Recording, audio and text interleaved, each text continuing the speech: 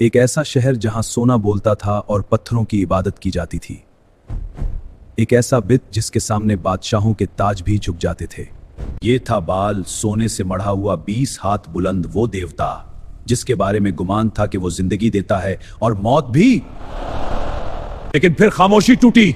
एक ऐसी आवाज बुलंद हुई जिसने इस सोने के महल की बुनियादें हला कर रख दें। ऐ जमाबूद, मैं हक का अलमबरदार हूं और तेरी सारी ताकत मेरे सामने बातिल है। आसमान से बारिश रुक गई, जमीन ने इनाज उगलना बंद कर दिया। क्या बाल अपने पुजारियों को इस होलनाक कहत से बचा पाएगा? हक और बातिल का वो मायरका जहां झूठे खुदाओं के गुरूर को मुट्ठी में मिलना था। एक ऐसी निशानी जो तारीख बदलने वाली थी। क्या हुआ जब सोने का खुदा रेत के ढेर में बदल गया? जानिए हजरत इलियास और बालबत की ये मुकम्मल इबरतनाक दास्तान। अभी तारीख के औराक में एक ऐसा शहर दफन है जिसकी दीवारें सोने की थीं और दिल पत्थर के। ये बालबक था, शाम का वो खिता जहां कुफर अपनी इंतहा पर पहुंच चुका था। यहां के लोग अल्लाह को छोड़कर एक ऐसी हस्ती के सामने सजदा रेज़ थे जो खुद उनके हाथों की तराशी हुई थी। एक खौफनाक मगर दिलफरीब सोने का बुत। बादशाह से लेकर गुलाम तक सब इस सोने के ढेर के सामने बेबस थे। King in royal apparel attire kneeling before the idol, soldiers standing with spears. ये बुत उनके नजदीक बारिश लाने वाला, रज़्क देने वाला और जिंदगी का मालिक था।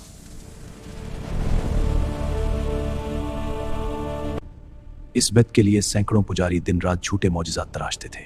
लोगों को यकीन दिलाना होगा कि यह सब हकीकी है, हमारा राज कभी बाहर नहीं निकलना चाहिए। लेकिन जब जुल्म और शिर्क हद से बढ़ जाए तो अल्लाह अपने बरगुज़ीदा बंदों को भेजता है। इसी तारीकी में एक नूर चमका जिसे तारीख हजरत इलियास अलैहिस्सलाम के नाम से जानती है। वो पुकार लगाई जिसने तख्तो ताज हला दिए। ऐ मेरी कौम, क्या तुम बाल को पुकारते हो और इस बेहतरीन खालिक को छोड़ देते हो जिसने तुम्हें पैदा किया? हमारे माबूद आजम की तौहीन ये कौन समझने के? इस गुस्ताखी की सजा नहीं कर सकते। ये जादूगर है, इसे पकड़ो। तुम गलत समझ रहे हो, मैं तुम्हारा दुश्मन नहीं हूं।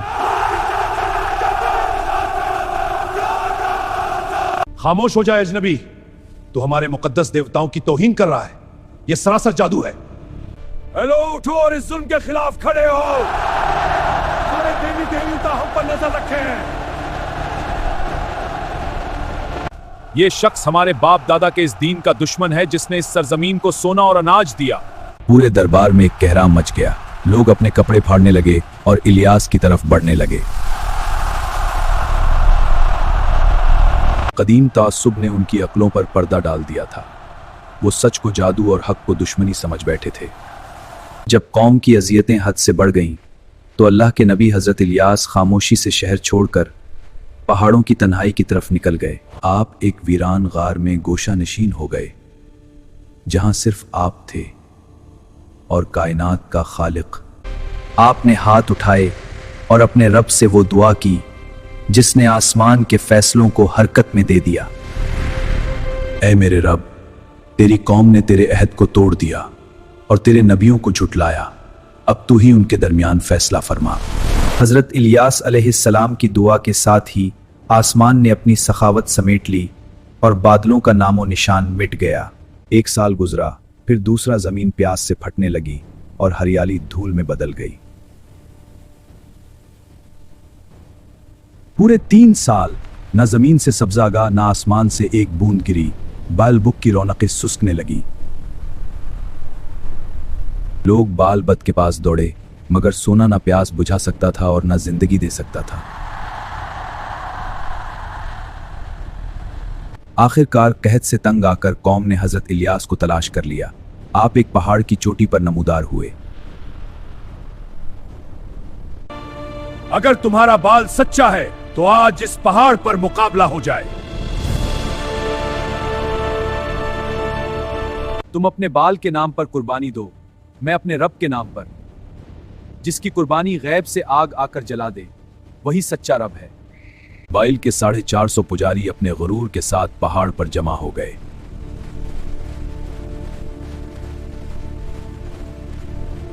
बादशाह और हजारों का मजमा सांस रोके इस अजीबो गरीब मुकाबले का मुंतजिर था। पुजारियों ने अपने बेल की कुर्बानी दी और बाल को पुकारना शुरू किया।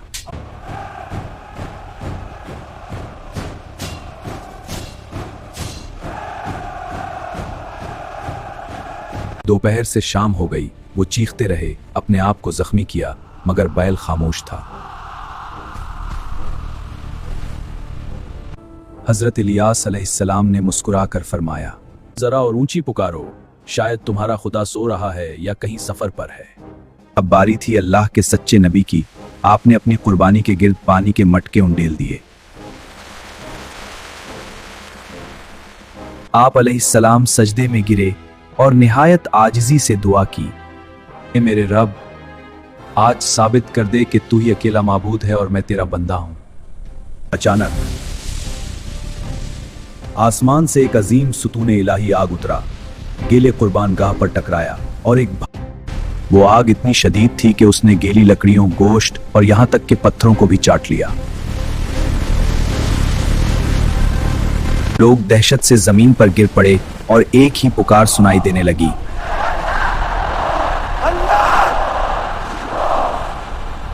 बेशक इलियास का रब ही सच्चा रब है।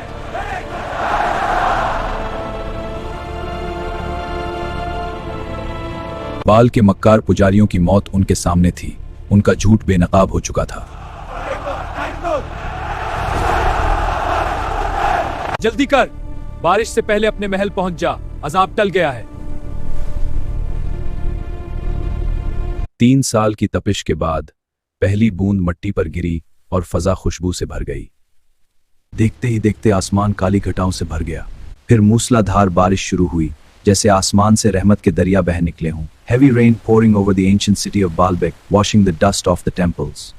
लोग बारिश में नाच रहे थे, पानी पी रहे थे और अपने रब का शुक्र अदा कर रहे थे। Children and elders raising their faces to the rain, laughing and crying with joy. Laughter and rain ambience. सोने का बुत बाल बारिश के बीच तन्हा खड़ा था, जिसकी चमक अब मांद पड़ चुकी थी। The idol Baal in the rain, hollow wind. हक आ गया और बातिल मिट गया। बेशक बातिल मिटने ही वाला था। बारिश के बाद हक की धाक बैठ चुकी थी। अब वक्त था इस झूठे माबूद के खात्मे का, जिसने नस्लों को गुमराह किया। भारी जंजीरें बुत के गले में डाली गईं, वही बुत जिसे कल तक कोई छूने की हिम्मत ना करता था। एक जोरदार नारा बुलंद हुआ और वो सोने का पहाड़ धड़ाम से जमीन पर आ गिरा।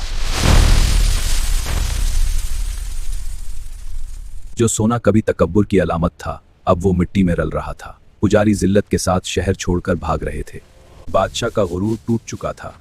बालबक के मंदिर अब अल्लाह की तस्बीह से गूंजने लगे। जब मिशन मुकम्मल हुआ तो अल्लाह ने अपने नबी को वापस बुलाने का फैसला किया। रवायात हैं कि आसमान से एक नूरी सवारी उतरी। हजरत इलियास इस नूरी सवारी पर सवार हुए। आपका चेहरा अब पहले से कहीं ज्यादा रोशन था। आप इस नारी रथ में दाखिल हुए और दुनिया को एक आखिरी बार नीचे देखा। वो बादलों को चीरते हुए नजरों से ओझल हो गए। पीछे सिर्फ एक पैगाम रह गया, अल्लाह ही सच्चा माबूद है। आज भी बालबक के खंडरात पुकार पुकार कर कह रहे हैं कि ताकत और सोना आर्जी है, सच्चाई अब्दी है। तारीख गवाह है कि जब भी इंसान ने पत्थरों को खुदा बनाया, अल्लाह के नबियों ने उन्हें आईने दिखाए। अगर वीडियो आपको अच्छी लगी हो तो लाइक जरूर करें। मज़ीद मालूमाती वीडियोस देखने के लिए हमारे चैनल बख्श वाइब्स को सब्सक्राइब करें। शुक्रिया।